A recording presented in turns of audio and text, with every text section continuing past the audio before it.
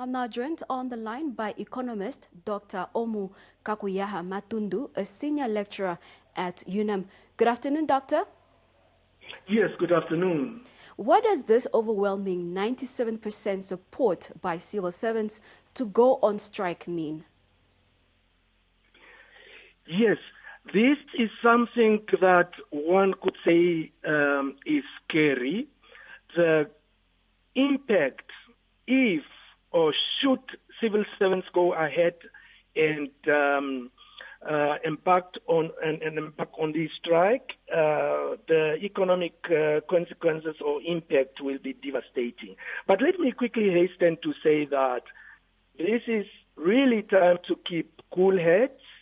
This whole saga should also be a learning for government that what we did for the past 30 years was basically not right.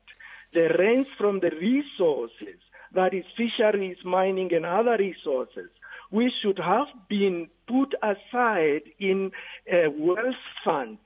That is a sovereign wealth fund. By now, we could have sizable resources that we could cushion the economy in these difficult times. But mismanagement through corruption and no consequences for non-performance have led us up to here. So this whole saga should basically be a learning experience. Mm-hmm. And how do you think government services will be impacted by this, should that happen, and to a certain extent, imports and exports, since Namibia is wholly dependent on imports? Not only public services, the general public will be impacted big time.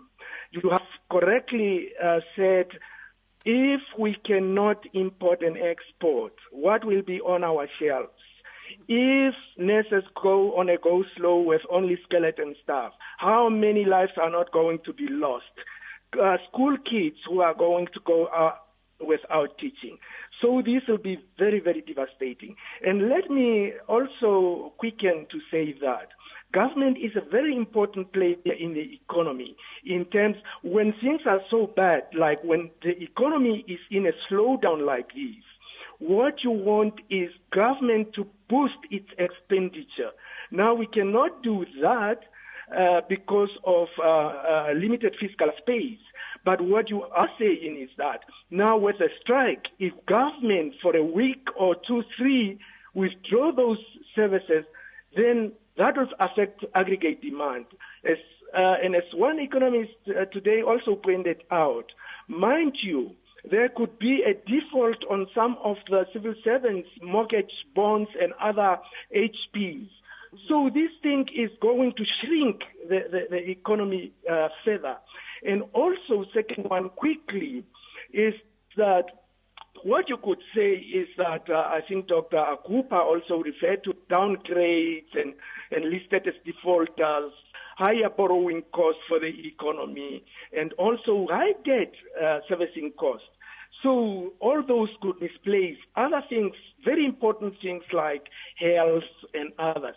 So I think the very last one that I'll touch on is the immeasurable, or what you cannot measure. Should the civil servants be defeated, go back to work and go on a kind of a go slow because they are dissatisfied, teaching less and the like.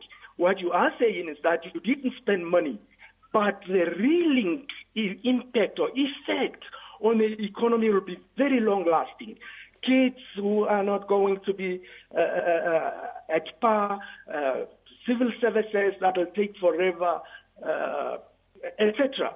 So this is not a joke, and I think this is my last one, is just to say, let's keep cool heads, let the unions and government, and mostly government, come back to the party, see what they could do, see what they can cut, some wastages, and give and relent or meet the trade unions halfway. Because what we could face is the road to Sri Lanka. Now, Doctor, what are the options for government now that the strike is hanging in the balance? The options, I won't tell, but just as I'm saying, let cool head prevail. let the two parties meet halfway.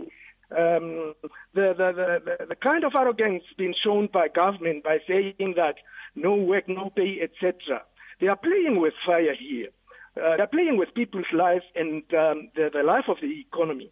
So I think they should tone down and see where they can make some savings or where they can make meaningful contribution. What I am hearing is that civil servants are privileged, etc. No, they are in different categories up to the cleaners. People, me, I'm working for government in a way that I'm working at UNAM, but I haven't bought bananas, fruit for my kids for the longest while. Now imagine, how do those ones in the lower categories, for instance, afford even bread for their kids? This is not a joke. Government should not play with fire because if they continue with this kind of arrogant stance, it could lead Namibia into the doldrums.